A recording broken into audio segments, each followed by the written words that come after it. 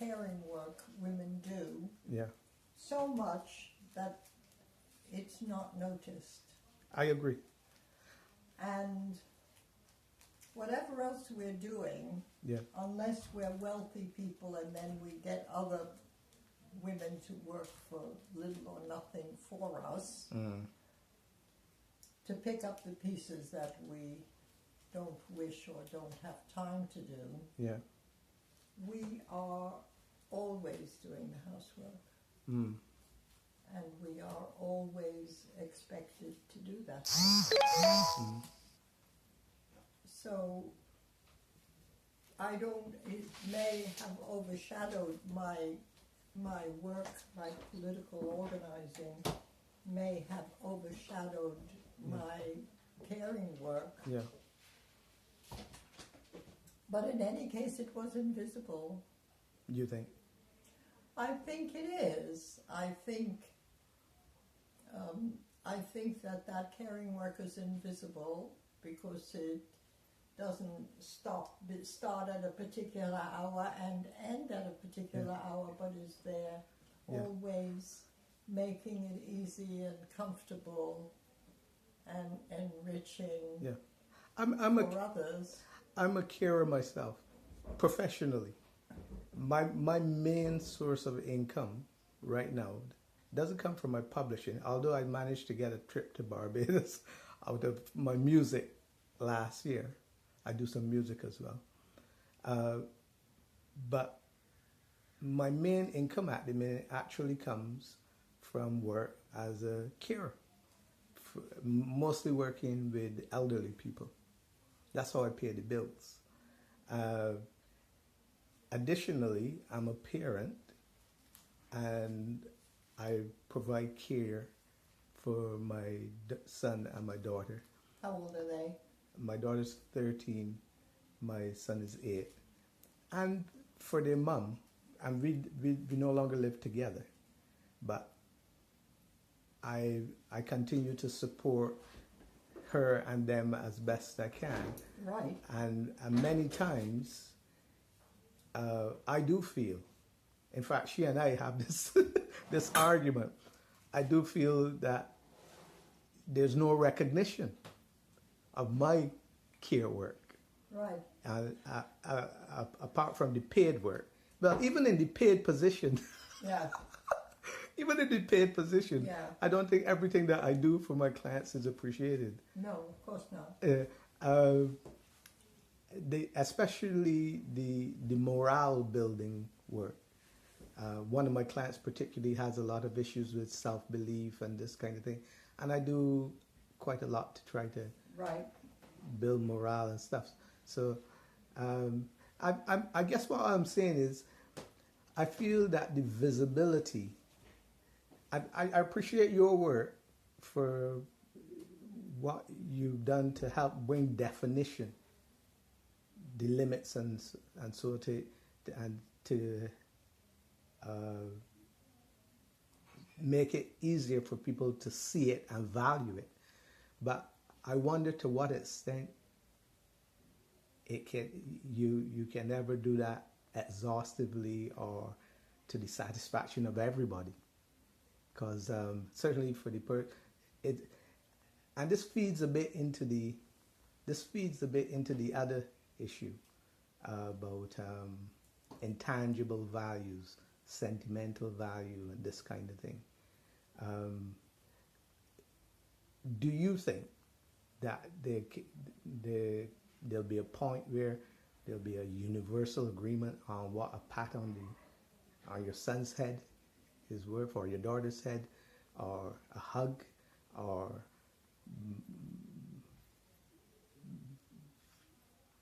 the making of the bottle of milk, or the breastfeeding? Are these? Is that what you in your efforts to have the care recognized, quantified? Do you think quantified how much there is and valued how much it's worth in the market?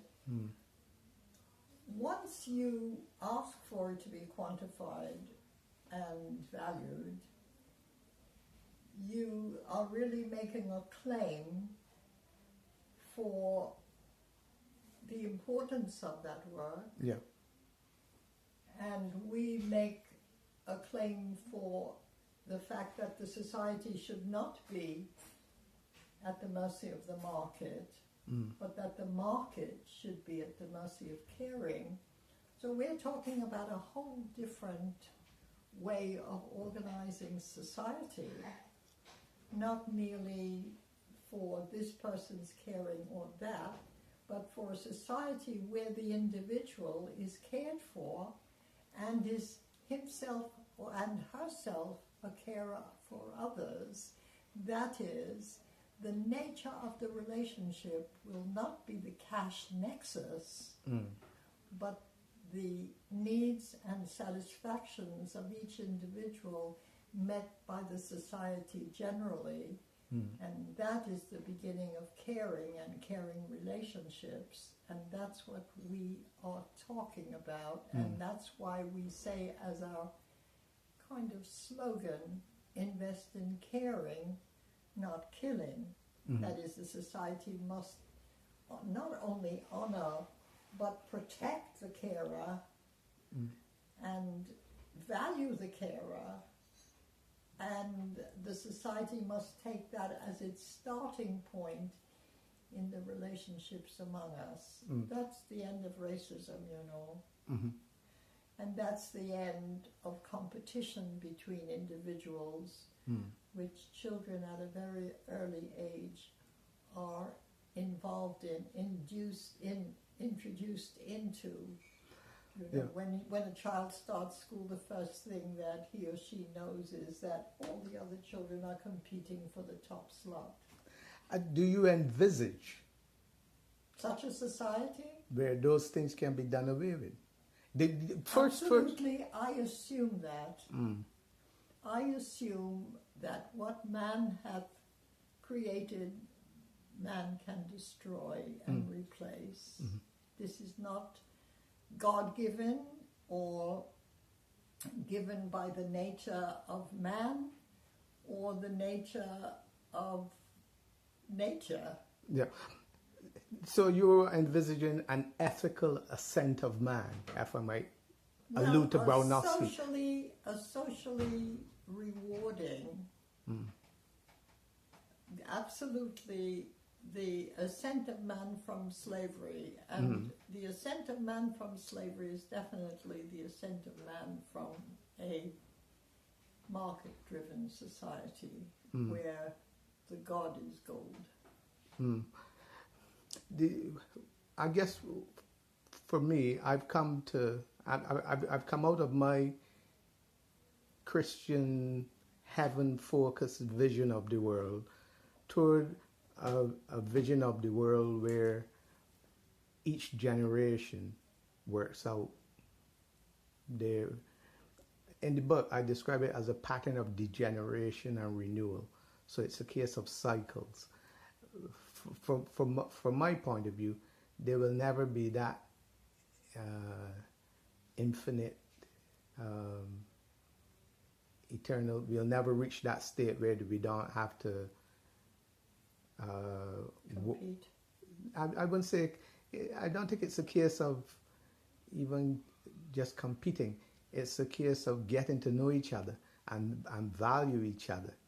Well, if we don't do that, we'll be destroyed. So there's no question about whether I believe it will happen. I believe that society will continue.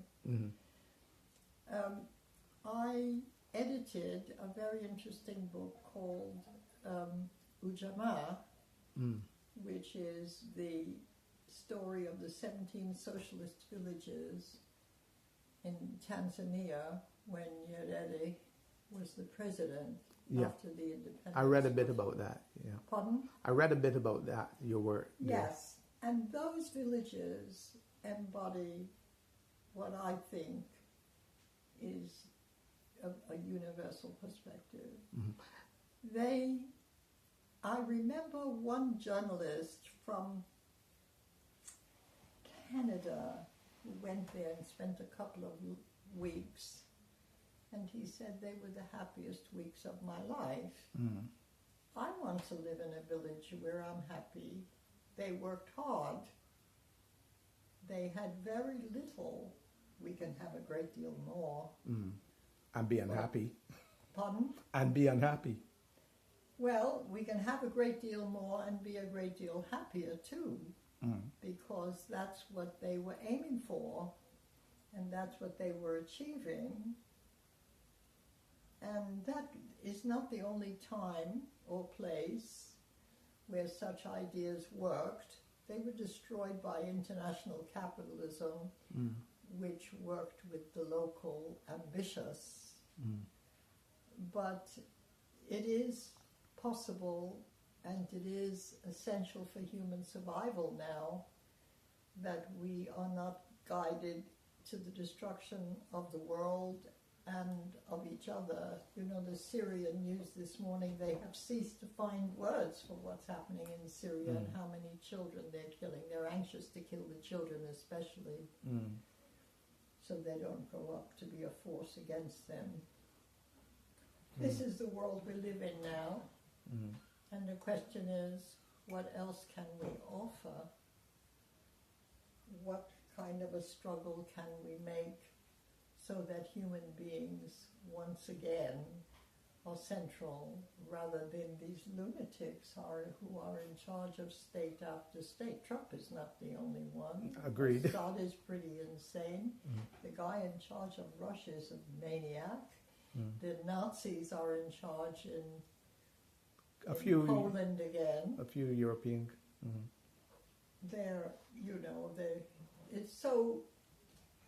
That's what I believe, and that's what I work for, as against injustice, day-to-day injustice of women and of men and of children. Do you think, my background is communications, my academic